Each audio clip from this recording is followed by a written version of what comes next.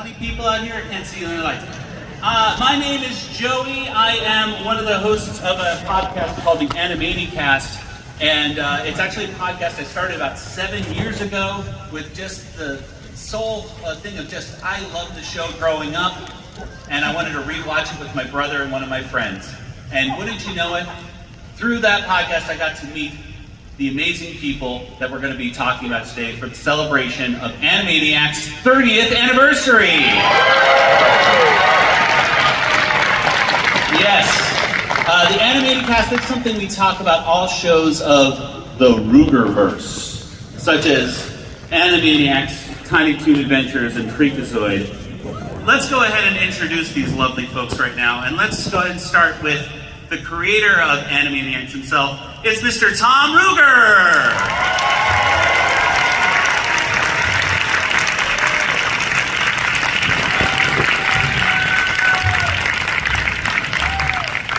And our next panelist has written some of my favorite Warner segments on Animaniacs, such as Meatballs or Consequences, Dracula, but he's also responsible for writing some of the funniest Slappy Squirrel segments, such as Woodstock Slappy. And he's also the author of some really funny and insightful books, such as They Took My Prostate and How to Run a Marathon in 13 Years. It's Mr. John P. McCann.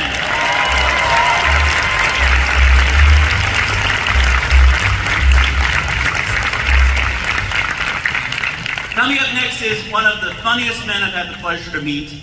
He wrote more Warner segments than any other writer on Animaniacs, including the premiere segment, Desanitized, that introduced us to the Warners, as well as other classics. So let's go ahead and bring on Mr. Paul Rugg.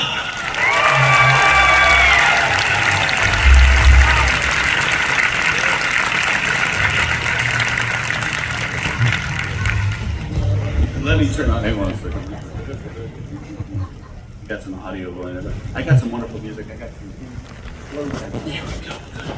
And now to two incredibly talented musicians who helped bring the show to life through their amazing musical compositions. These two not only worked on the original series of Animaniacs, but also Pinky and the Brain, Hysteria, Freakazoid. They recently composed music for The Boys, Diabolical, and the short Laser Babies Day Out. And they just finished composing music for the Animaniacs reboot. It's Mr. Steve Bernstein and his wife Julie Bernstein. Let's bring out Steve and Julie Bernstein. Yay! All right. Fantastic. Thank you guys so much for being here today. And I'll tell you what, folks, I think we should start things off, if things go as planned, with singing the Animaniacs theme song. So, everyone stand up here and see if we can all sing this, and hopefully I got the volume. And if we don't have volume, we'll sing it a cappella. Are we all ready? To come heck or high water? Here we go. We all know the words, but in case you don't know, it'll be up on the screen. Here we go. It's time for Animaniacs, and we're taking to the max. So just sit back and relax, relax. We're Animaniacs.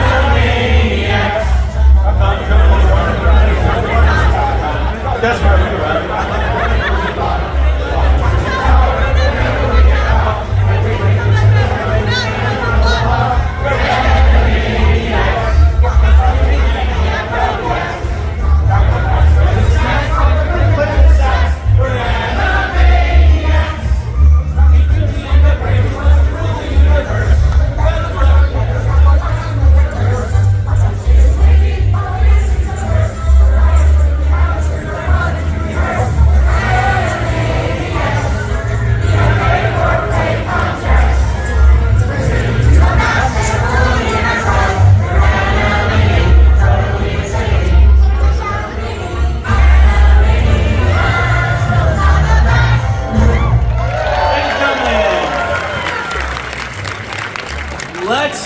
Kick it off to Tom. Tom, tell us, how did this show get started? I have no idea. Yeah, the song, by the way, composed by Richard Stone, the great Stonini, we called him. And I was lucky enough to write the lyrics, but Richard was our composer, along with Julie and Steve in those good old days. These are some pencil testers seen right now. And but 30 years ago, 33 years ago, we started developing this thing. And one Saturday morning, my boss, Gene McCurdy, and I, and Sherry Stoner went over to the home of, who's that guy that was that big guy? George Lucas. George Lucas. And George was, the other guy. It was Steve. Okay. And he had literally had milk and cookies set out for us. It was a Saturday morning, and his wife and kids came in with a whole bunch of kids. And so we were pitching segments for this show. And there was, like we pitched Read and Run. Stephen said, I like them. And we pitched Slappy Squirrel. I like them. We pitched the Warners, who ultimately were changed from ducks to like rubber hose cartoon characters. And he liked them. He saw Mindy and Buttons. He said, no.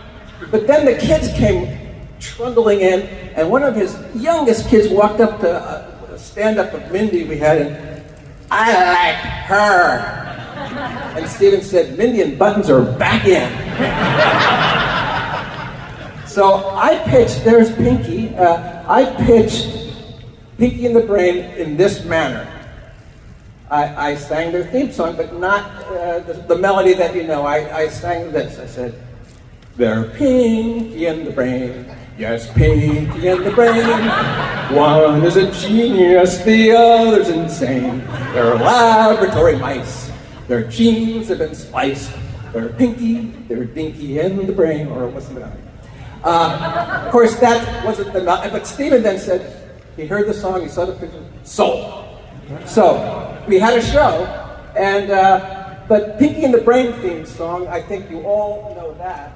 Do you have that? We can get the Pinky and the Brain theme. And then I'm going to hand it off to Mr. John McCann, who's going to regale you with hilarious stories. Yes. A little pressure. That'll be fun. So here's sing along.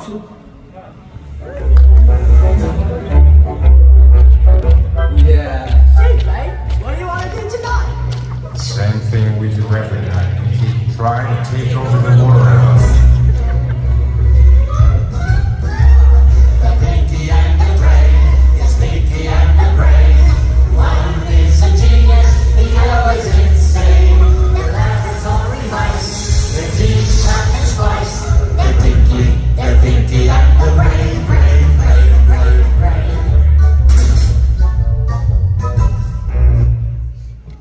Thanks. By the way, we're going to do your questions, but each of these wonderful people is going to have a little chat with you. And here's John McCann.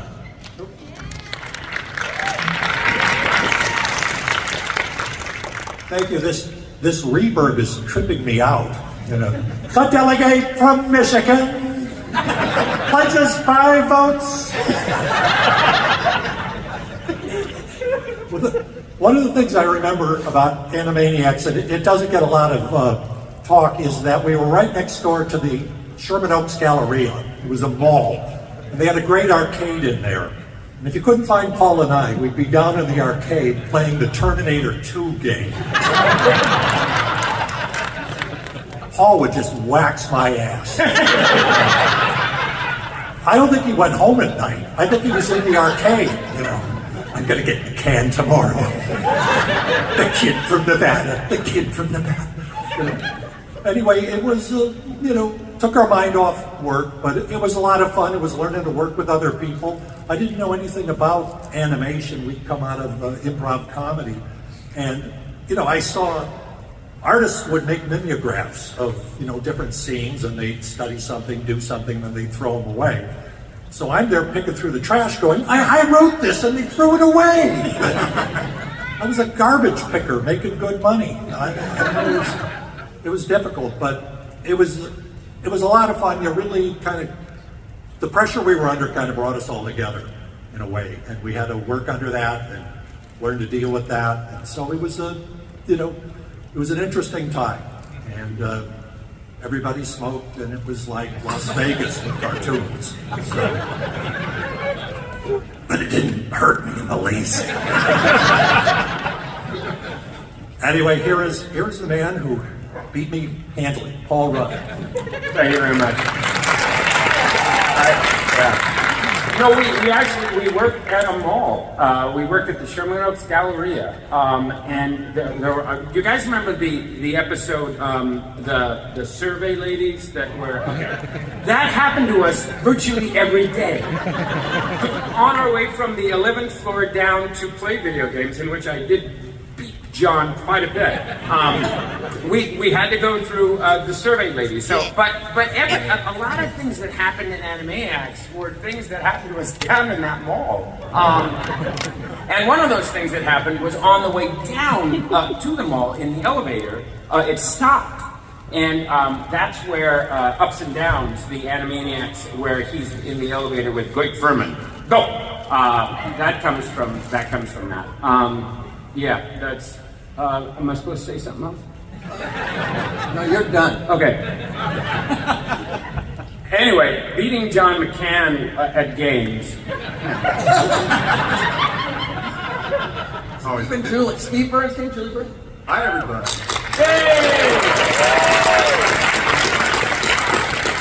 Yeah, we were at the mall with them. No, we were at home most of the time. We were invited to the mall to discuss the music for the next upcoming scoring that we had to do, and we were both terrified. Well, we just had the best time though in the studio recording with the live orchestra. Which was that Steven's idea to do with the orchestra? We were all with Tiny Toons, as you know, the verse came Tiny Toons, and we succeeded with that. So that Steven said, "What's next?" And that was Animaniacs. He initially wanted it to be just like Looney Tunes, and so we went to the powers that be at Warner's and said, "We need a full orchestra," and they all said, "No." And then Steven said, "Excuse me?" and we had a lot of it. Yeah. Thank goodness. It was a thrill to do that and to conduct these people who had the best time recording the music. They always came into the booth on the breaks to watch the cartoons that they just played on.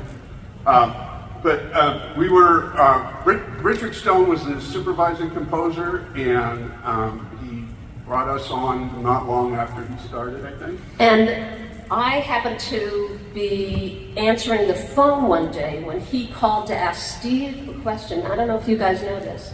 He called to ask Steve a question about a chord that he couldn't figure out. And Steve wasn't home. And so I said, "Well, what chord are you looking for?" And he said, "I'm going to play a tape and I will stop it right after that chord." And so he played it and then he stopped the tape. And I said, "Oh, it's this." And I went to the piano and I played it for him, and he was very excited. He said, "That's it." And the next time I saw him, which was at a Tasmania session that Steve was working on with him, he handed me a stamp.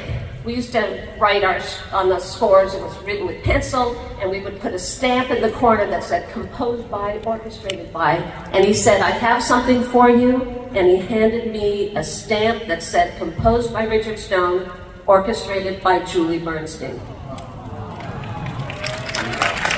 That's how I got that job. I didn't have a stamp. No, actually, I had a stamp.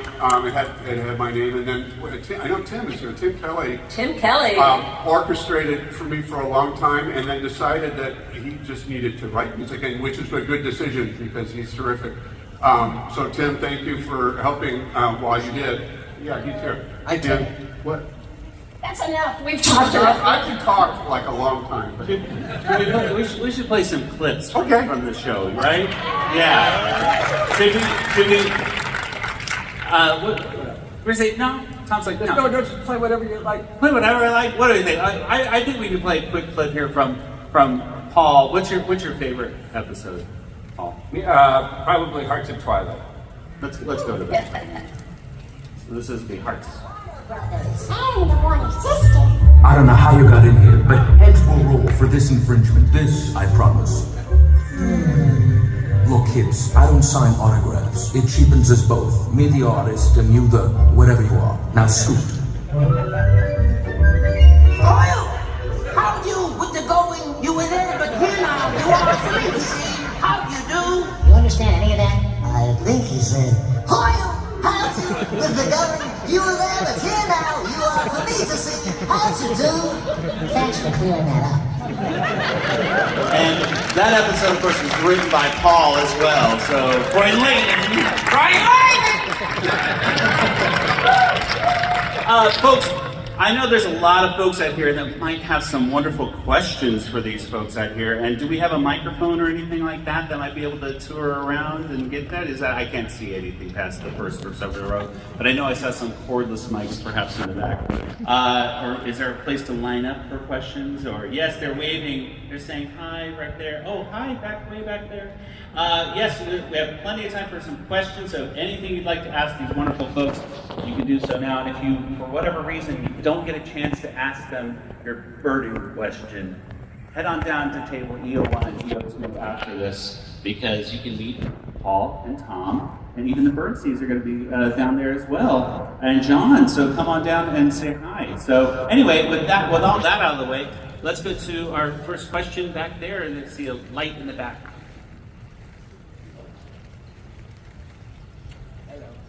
Hello. Is there going to be a third season of the new Animaniacs? There is the third season that has started, right? It's actually the third season. It's out on Hulu. It's been dropped, so it's there. Dropped in a good way, I mean.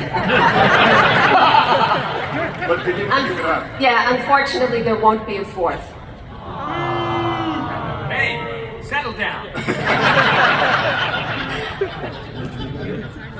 All right, it comes out. Continue. Yes. Hi. I had a quick question about the character that we just saw on screen. Was there anything that inspired you guys to give him that really wacky voice that everyone laughed at? No. Yes. So, all right. So I was a big Jerry Lewis fan. I still am a big Jerry Lewis fan. And around the office, unfortunately, I would be like, "Oh, my nice lady with the boys and everything." And Tom was like, "If we give you a part, would you stop that?"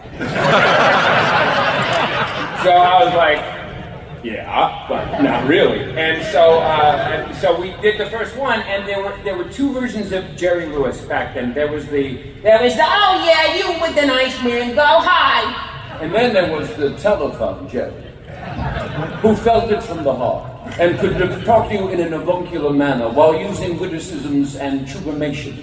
and Tom was like, "Do a lot of that, guy." So there you go. Have I answered your question? If not, And he of course, he carried that on, and that became a part of who Freakazoid ultimately was. Freakazoid became a lot of that. That's a whole different story. That's tomorrow. There was also Hearts of Darkness, the documentary. Yeah. So that was. So I remember. I'll be real quick. But I said, Tom, it'd be funny to do a parody of like Hearts of Darkness or Apocalypse Now, because the kids will love it. and Tom was like, yes, they will. Let's make it as complicated as possible. And I'm like, I'm there for that. So that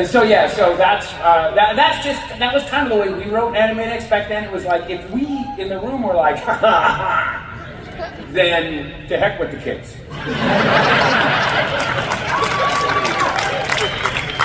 I remember when we made a Pinky and the Brain episode called The Third Mouse, which was a parody of The Third Man, which is an Orson Welles movie made in like 1948 or something.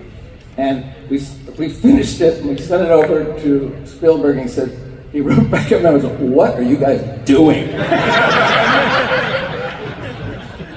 It's like Meatballs and Consequences. Kids love The Seventh Seal. Can't get enough of her. Very existential. I think they said, are we alive or are we in Ohio? Are we in Ohio? Yes, in fact, if we go to the feed right now, we can see a clip of this right here. So the Bergman-esque kind of view. But if you must stay with your brother, then Appendix 3 contains a clause allowing the carrier, that's me, to play you in the life or death game of chess. Chess is unknown to us. We prefer checkers. Checkers it is. Unless you have Uncle Wiggily with Candyland. I win, Wacko goes with me. You win, and the three of you stay together forever. Agreed? We accept. To accept is to yield. To yield is to allow oncoming traffic the right of way. It's like the breeze of a landfill. Food particles are wedged between your teeth.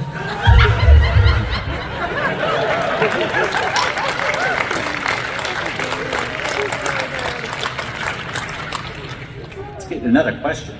Yes.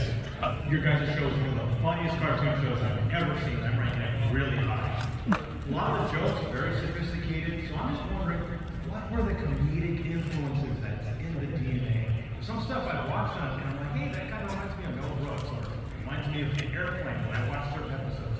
What were your comedic influences? I think a lot of us felt at the beginning we were channeling some Marx Brothers material.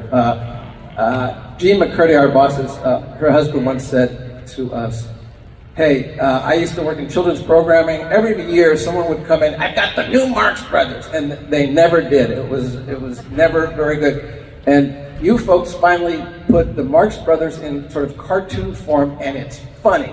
So they were an influence. I mean, classic comedy was an influence, but these two fellows, John and Paul, they were brilliant comedians in their own right. They worked in improv.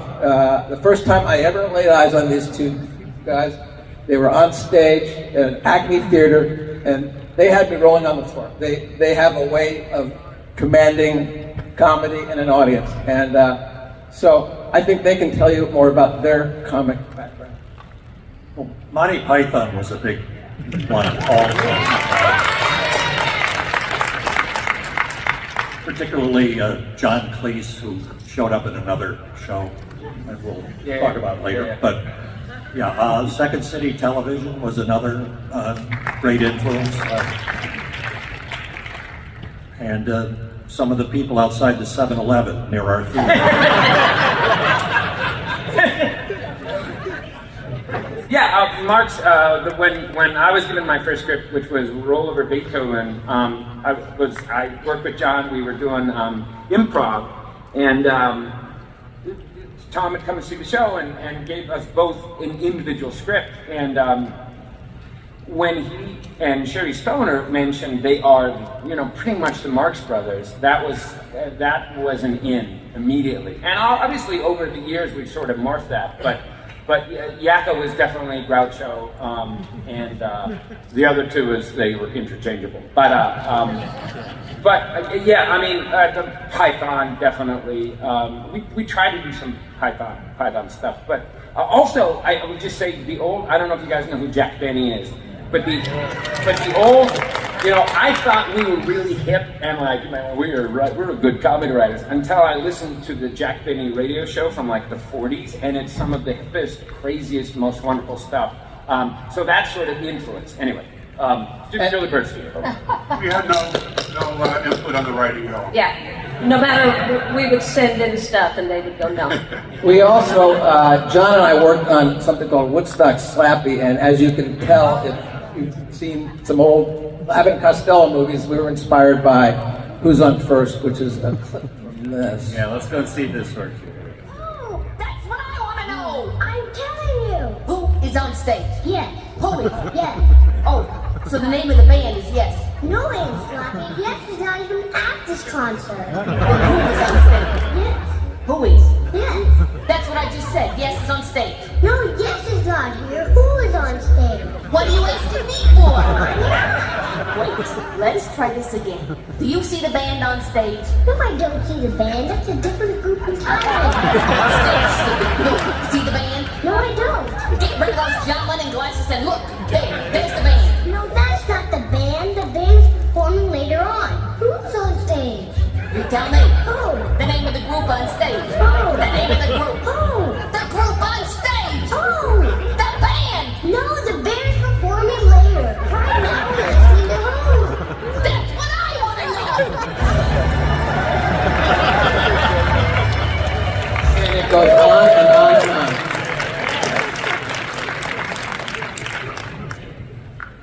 My turn? So, howdy everyone. I am way after Animaniacs came out, so... You're saying we're really old. That's terrible of you. My question is, what was the animation industry like back then in the day? We had chisel.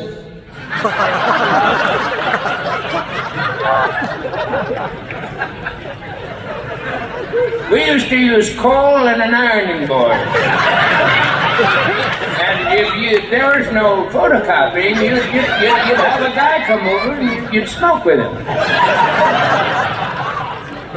If you're late, they put dogs in the room. That's right. If you don't get this script out, you're going to be mauled. We did everything on paper. We drew on paper. We wrote the things on it. Well, we actually had computers, but we painted. There was all cell animation back then, and so it was really, compared to today's process, fairly primitive. I mean, they don't use the cells anymore, so there were people painting these cells. It was a lot of manual labor. And the music. Remember, we were talking about how back in the 90s, there were no computers to use to put the music to use a synthesizer and play it. So the first time that Paul, Tom, anybody, John, anybody would hear the music, even we would hear it in the orchestra, was at the live recording session, which is completely different than today.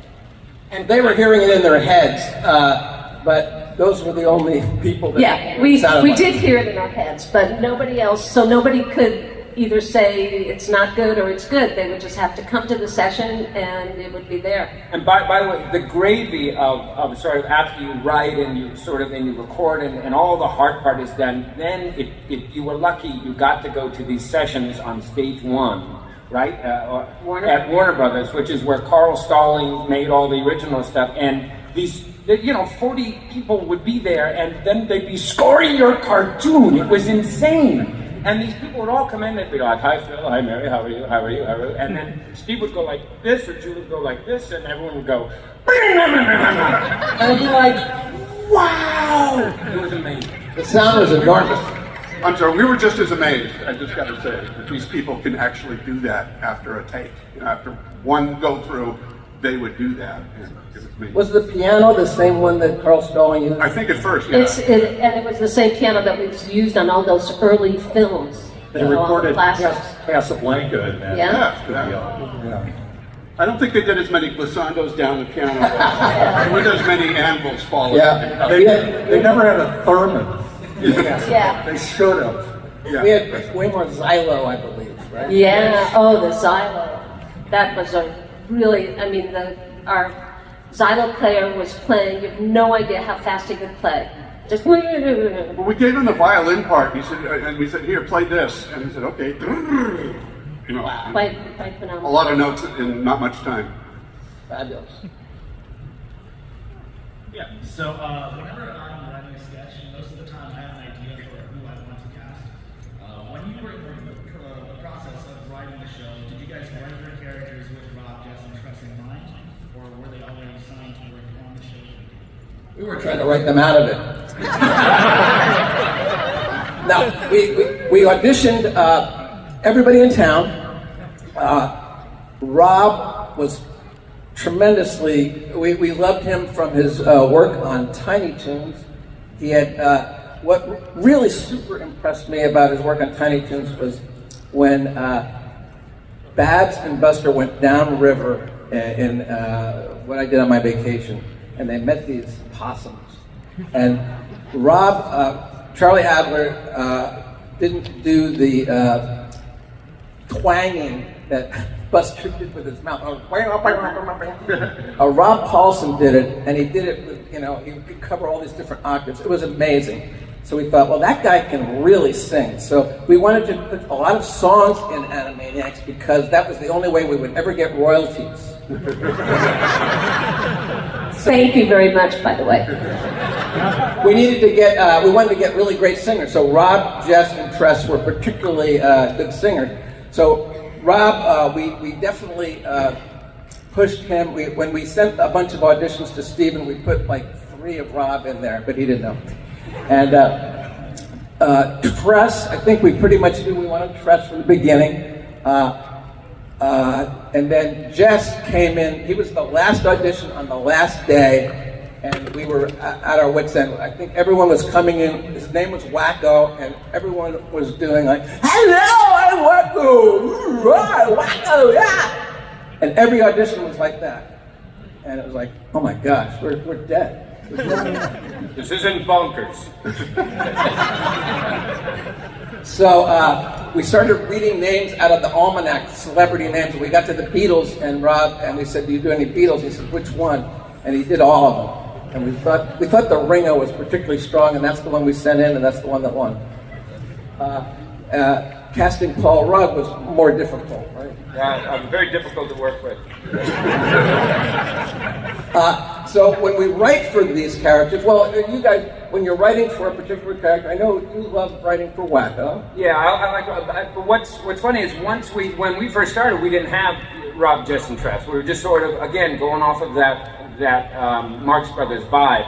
Once they were cast and we started hearing it, then we definitely started writing for Rob and writing for, within knowing what they could do and how Tress would sort of do a little thing. We definitely, I did anyway, I don't know if you did, John. Right, but also with celebrities, we got to work with like Jeff Bennett or Corey Burton, that their range was just amazing.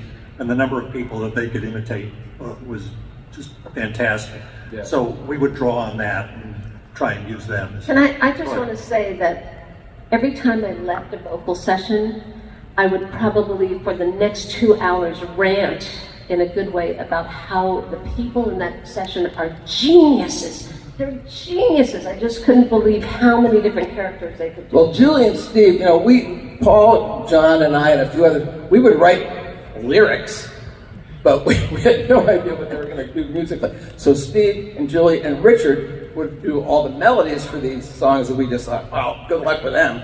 And so they orchestrated and composed these songs, but also they knew the ranges for each actor, right? Which wasn't always easy because Rob, Tress, and Jess have very different ranges. It was always sort of a puzzle to put it in the right range. When Bernadette Peters was coming in to do a song, what was that? What? Bernadette Peters. Oh, she was the character of Rita. Yes. And yes, I didn't have any trouble writing for her range. That was fun. Yeah. She could just hit any note you gave her, pretty much. Yeah, and an amazing voice. As opposed to Slappy Squirrel, you gave her a song, she wanted to kill you. Yeah. Yeah, no, working with the actors, working vocally with the actors was just one of the most fun things ever. Julie got to go to those parties too. I never got to go to those parties, but. Speaking of songs, I think it's time we as a crowd do another sing-along. Now, many of you are familiar with Yakko's World, of course, but I think many of you, of course, know the most educational song is truly Lake Titicaca, written by Tom over here. So if you would all like, I have on the screen, if we can get this up, the Lake Titicaca theme. So very, very educational. Here we go. Sing along. Sing along if you know the words. Lake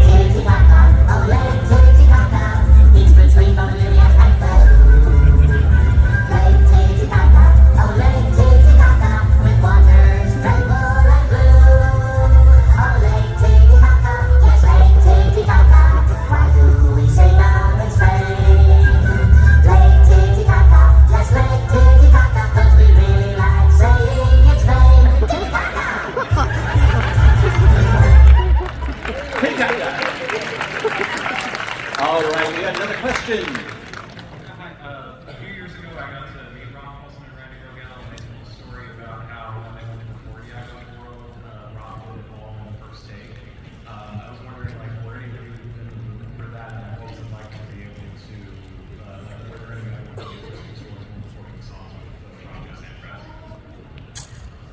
You should tell the thing from Wacko's Wish about pointing to the people. Oh, I almost threw my arm out because in Wacko's Wish, there's a song, is it Tchaikovsky?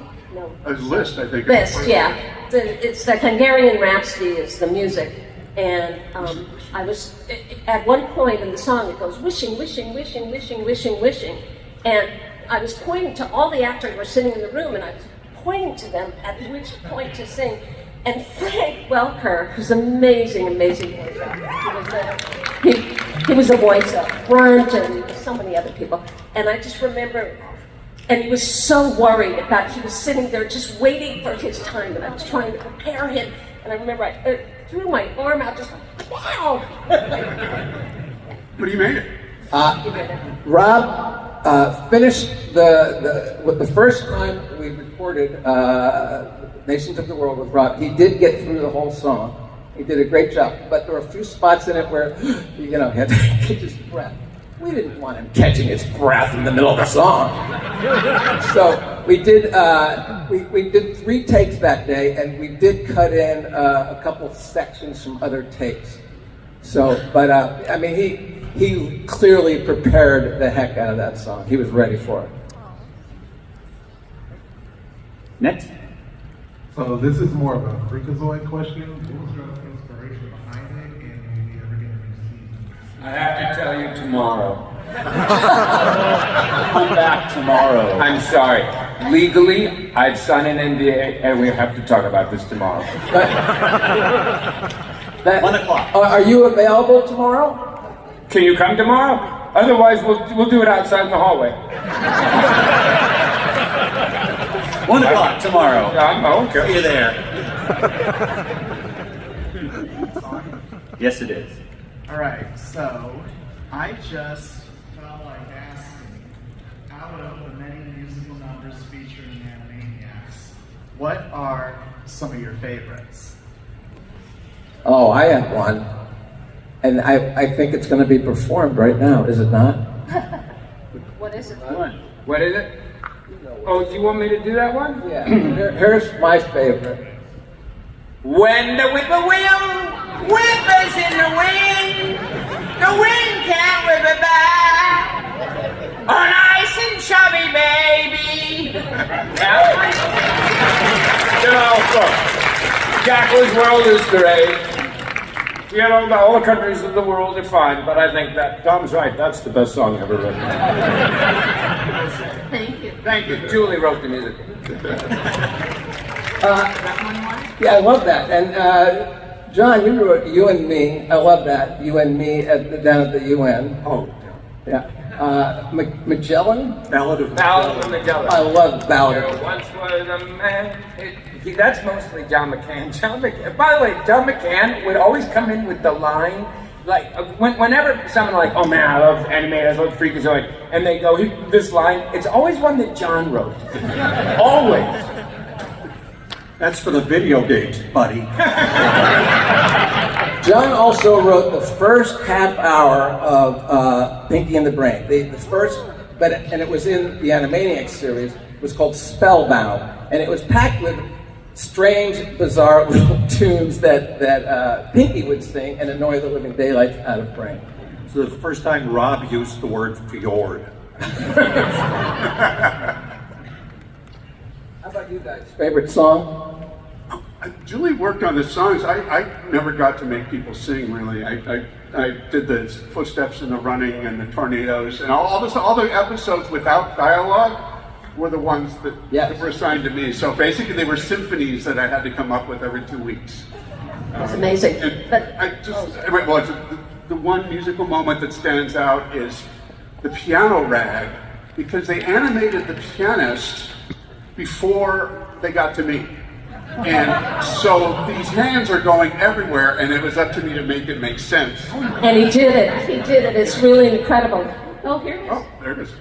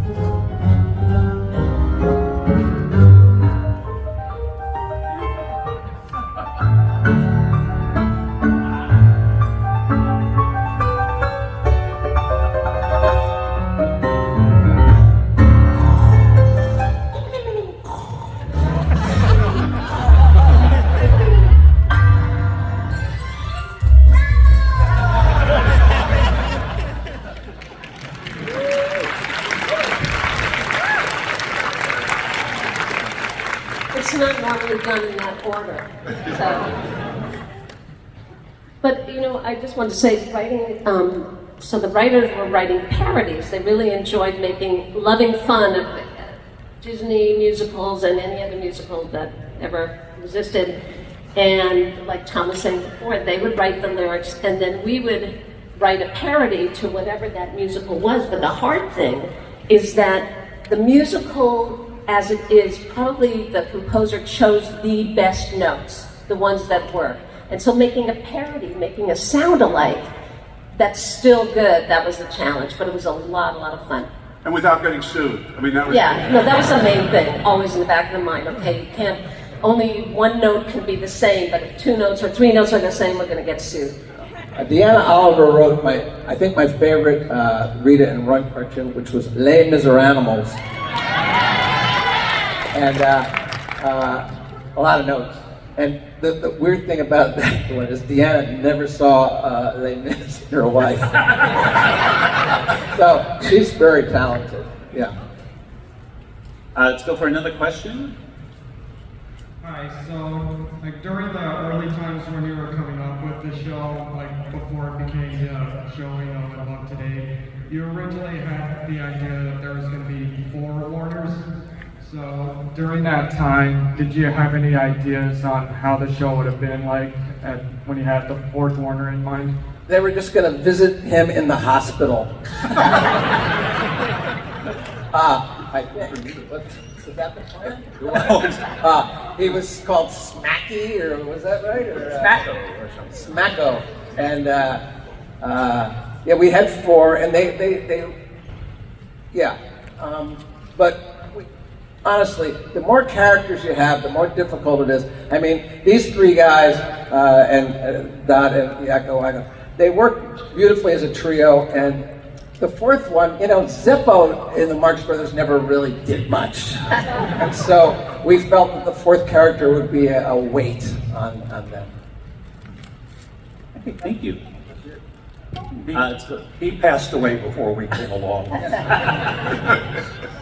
All right, next question.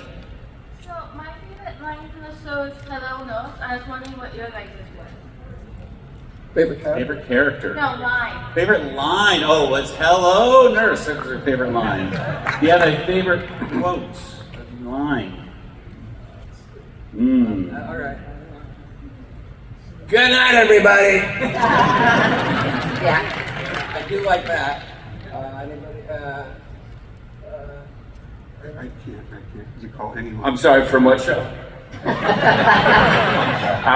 You know, here's the problem. It's like, we liked all of them. That's a cheap way of getting out of the question. In terms of catchphrases, I think "Fabu" is one of my favorite words. Yeah.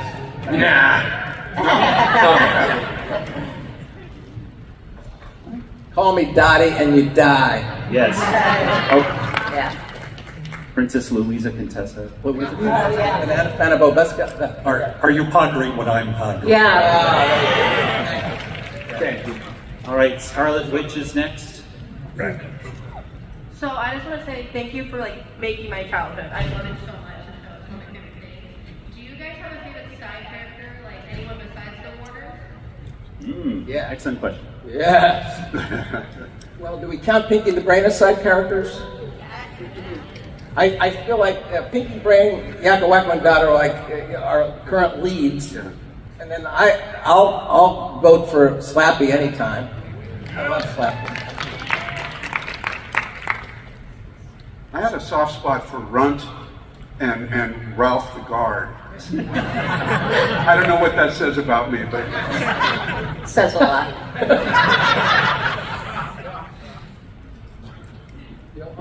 Well, I liked Rita and Run because, like you mentioned, that meant mailbox money. Songs. There was a song. A lot of songs. And I'm a personal fondness for Scratch and Smith, just because he was he was so good to work off of the 3 of them. Thank you. Hi. My question is, how long have you guys been making animation?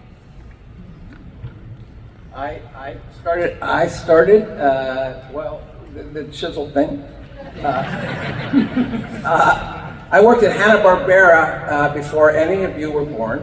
And I worked on Yogi's Treasure Hunt back then. The first thing I ever animated was, I worked as an animator at first, and I animated Godzilla on the Godzilla Power Hour with Godzuki. With Godzuki. And then I quit. So then I worked at Filmation. I worked on something called Black Star, and so I was back. I don't like to date myself, but in the '80s, and I worked at Hanna-Barbera and worked on a pup named Scooby-Doo. Scooby-Doo. And so that's what got me the gig to work with Mr. Spielberg, because that had a lot of Tex Avery type, semi-Tex Avery, Warner Brothers type gags, and so he saw that and appreciated that I at least could speak the same language as he was speaking. And so that's my sort of cartoon backstory. Right. John, how did you get going? Well, I had written a Disney show that had come up. They were envious of Tiny Toons at the time, and they decided to do something like the Disney, and that'd be like trying to come up with a funny joke in front of 15 suits, you know. Hey, what does that mean? Can we be sued? Say, what does that mean? So it left me with a bad taste in my mouth. They were cheap too, for all that. But mostly we were Paul and I was doing stand-up originally, and then Paul and I, hooked up and we started, we were in some of the same groups, crossing paths, and then we, acting comedy theater, we started working together for a couple of years, so that was a lot of fun. There were no suits, but there was no money.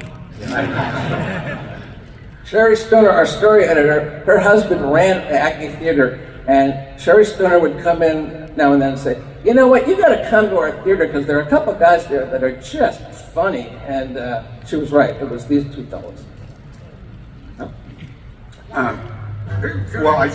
We seeing something? Oh, anyway, I started working in animation, I guess with Tiny Toons. I was orchestrating for Fred Steiner, who did a bunch of Tiny Toons. And so I started, and then he let me... Fred Steiner of Perry Mason, of a lot of the old Star Trek library. Yeah. So I worked with him, and then he started letting me write a few cues, and I got... You cleaned the leaves out of his gutter. I did. I alphabetized his record collection. Yeah. These are things that you have to do on the way. Those are dues, yeah. Look up Fred Steiner on your Google. He's really a big name. Yeah. Thank you very much. Hey everyone. Props to being speaking of musical stuff, props to being the only children's cartoon I've ever seen to have the guts to do a spoof of Rocky Horror Picture Show. I guess this question is to Mr. Ruegger. For as goofball as the show was, this was a tremendous source of great teaching songs. I mean, really serious, show them to your school kids teaching songs. If you ever forget what capital is what for what state, there it is. So, what was your inspiration? What made you decide, yeah, I wanted this to be part of the show? We had a deadline, and someone had written something that we could use. It was really... Randy Rogel wrote the country song and the state song, and he wrote them for his own child, I think a couple of years before Animaniacs existed. And so he came in, and he would come in and play the piano, and he was very peppy, and we said, well, that would be great for our show, since we're on a deadline and we're behind. And of course, Rob and Jess did. So Rob did the first one, and Jess literally, he came up and said, where's my song, man? Dude, I need a song like Rob. So we made sure Rob didn't get the state song, and we gave it to Jess.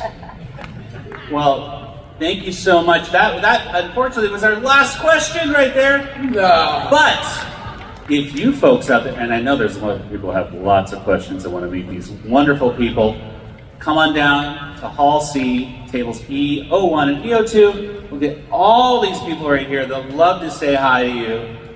Each and every one of you. Come on down. Let's all go down together. And let's give a big hand for all of our panelists for being here. And thank you so much. Wonderful.